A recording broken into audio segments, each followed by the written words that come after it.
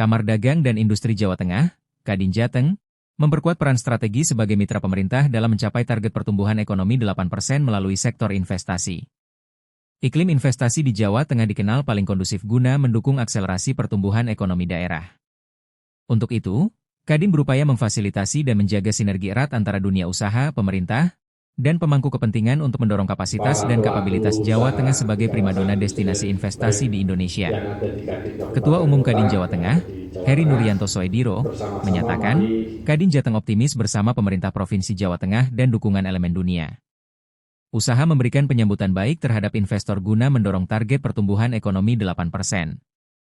Mitra sebagai pemerintah, dalam hal ini pemerintah memang mendorong penuh untuk adanya investasi pertumbuhan ekonomi kita melalui investasi. Tidak hanya itu kan memang Kadin di TTI Trade, Tourism dan Investment. Dalam bidang investment ini Kadin berkomitmen untuk berkolaborasi, bersinergi dengan kawasan industri yang ada di Jawa Tengah untuk mensupport adanya investasi yang masuk di sini, berkolaborasi dengan para investor, berkolaborasi dengan para kawasan industri agar para investor yang masuk di sini merasa nyaman dengan keberadaan Kadin yang dimana memang bisa membantu beliau investasi untuk hal-hal yang perlu diperbantukan oleh kepentingan dunia usaha. Mas, tadi potensi investasi di Jawa Tengah sendiri seperti apa sih untuk 2025 ke depan nanti?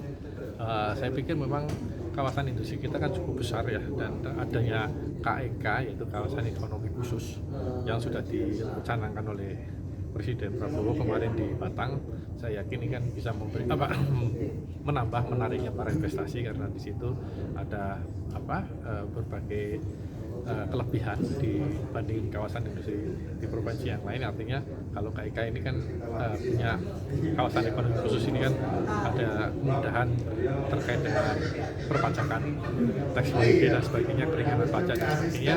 Ini akan sedikit menarik bagi para investor terkait dengan beban-beban atau operasional yang ada dengan pengurangan pajak yang ada.